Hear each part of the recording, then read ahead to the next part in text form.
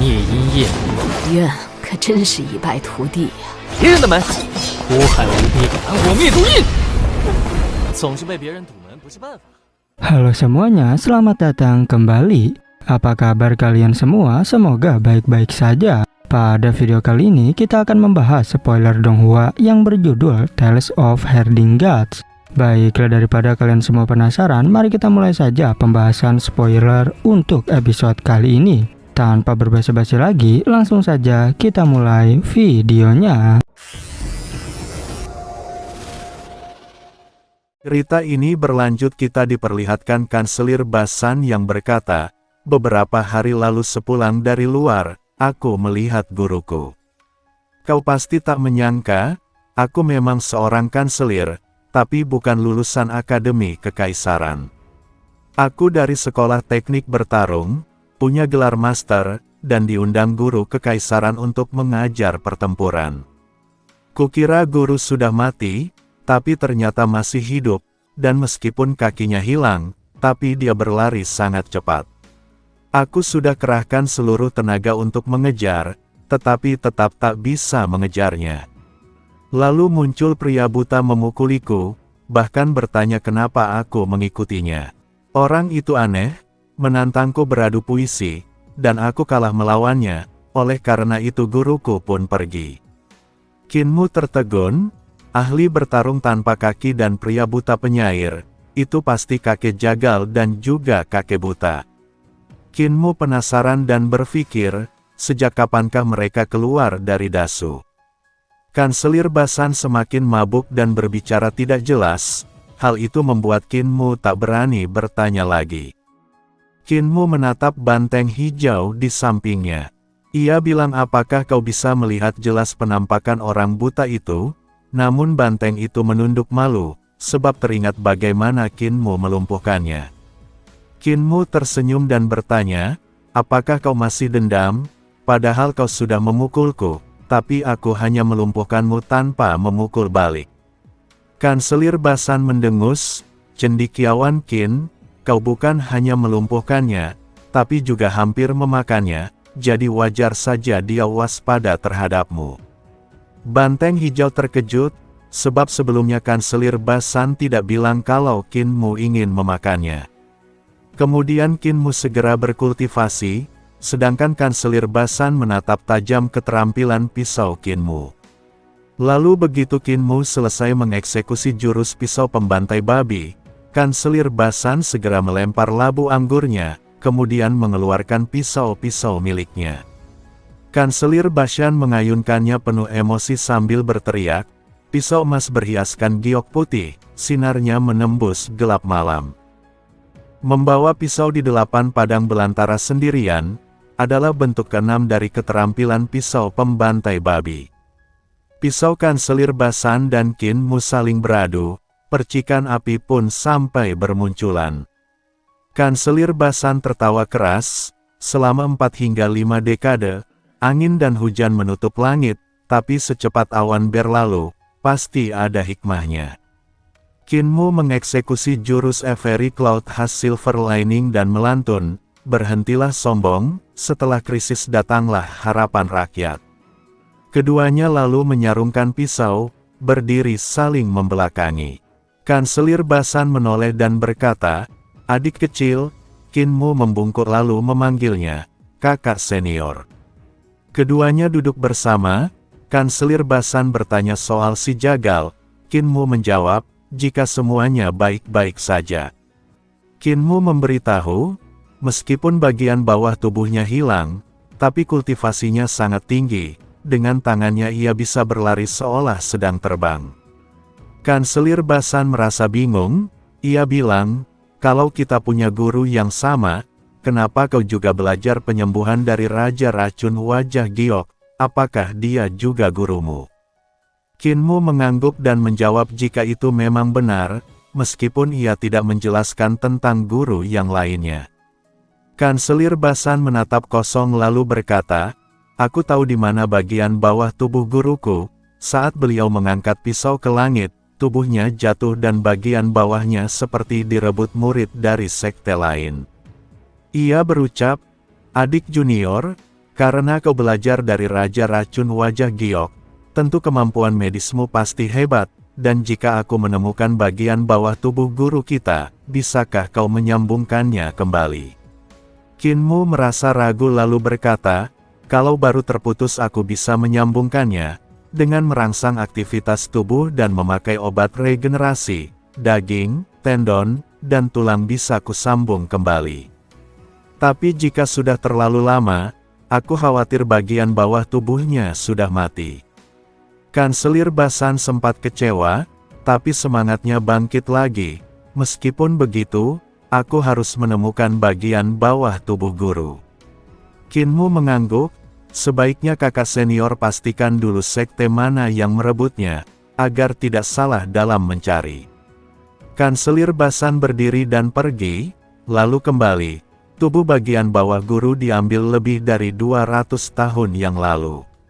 Aku tak yakin masih ada di sekte itu, tapi aku sudah memerintahkan orang-orangku untuk menyelidiki, dan jika ketemu maka kami akan merebutnya kembali. Kinmu menghela napas, jika bagian tubuh kakek jagal benar-benar ditemukan, itu tetap kabar baik, entah bisa disambungkan lagi atau tidak. Kakek jagal hanya punya setengah tubuh atas, kekuatannya terbatas. Jika bagian bawah tubuhnya direbut orang, maka pasti akan dijaga dengan sangat ketat.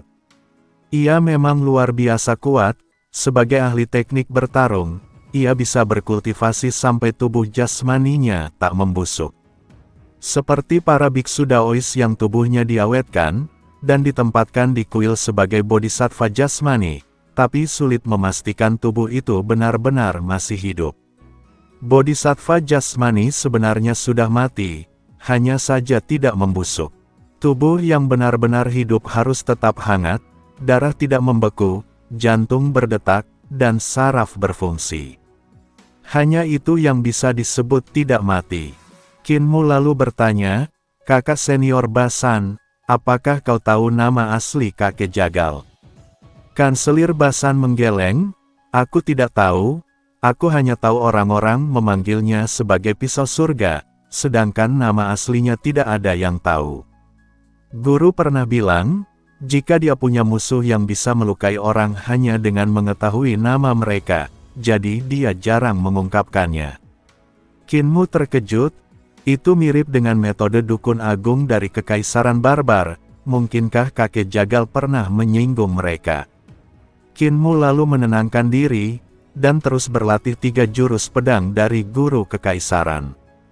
Dari sana ia berhasil mengembangkan jurus pedang spiral, meski sulit berkembang lebih jauh, oleh karena itu ia mulai menciptakan 2 jurus pedang lain. Kanselir Basan hanya meminum anggur sambil mengamatinya, dirinya sempat ingin memberi petunjuk, tapi akhirnya lebih memilih untuk diam. Kinmu berlatih jurus pedang berenang dengan ki pedang yang tak terhitung jumlahnya, kadang seperti ikan berenang, kadang angsa terkejut, dan kadang naga mengalir. Pedangnya selalu berubah tanpa bentuk tetap, hanya Kinmu yang bisa menguasai perubahan sebesar itu di seluruh akademi kekaisaran. Ia mengulang satu gerakan berkali-kali, mengerahkan seluruh tenaga dalam tiap tebasan. Kekuatan wujud pedang renangnya semakin besar, sampai membuat Kanselir Basan lupa meneguk anggur. Kinmu lalu berlatih ribuan kali hingga beralih ke pedang bor, mengasah dasar, menyalurkan seluruh tenaga untuk mencapai potensi penuh. Namun kekuatannya tidak hanya di pedang, ia juga memadukan gerakan tubuh si pincang, jurus pisau jagal, tinju matua, mata dewa si buta, lukisan si tuli, dan palu si bisu. Semuanya jadi cara bagi Kinmu untuk melepaskan kekuatan tersembunyi yang dimilikinya. Kinmu berhenti berlatih dan beristirahat sejenak. Ia mengeluarkan sapu tangan wangi untuk mengusap wajahnya. Kanselir Basan tiba-tiba bertanya, "Adik junior, apakah kau yang mengusir Daozi dan Fosin?" Kinmu tak menyembunyikannya. Ia menjawab, "Jika aku memang mengalahkan Daozi, tapi Fosin bukan diriku yang melawannya." Kanselir Basan menghela napas, "Saat melihat pedangmu tadi aku sudah menduga, kalau kau juga yang dulu berteriak saat menyempurnakan benang Ki Vital. Kanselir Basan menatap aneh, waktu itu kau hanya memurnikan Ki Vital jadi benang, tapi bisa mengalahkan Taoist Ling Yun. Qin Mu berpikir sebentar lalu menjawab, aku menggunakan teknik pedang menusuk, sehingga diriku bisa menang. Kanselir Basan terdiam, lalu berkata, maksudmu hanya begitu. Qin Mu menyarankan, kakak senior, bagaimana kalau kau gunakan alam 5 elemen untuk menangkis pedangku?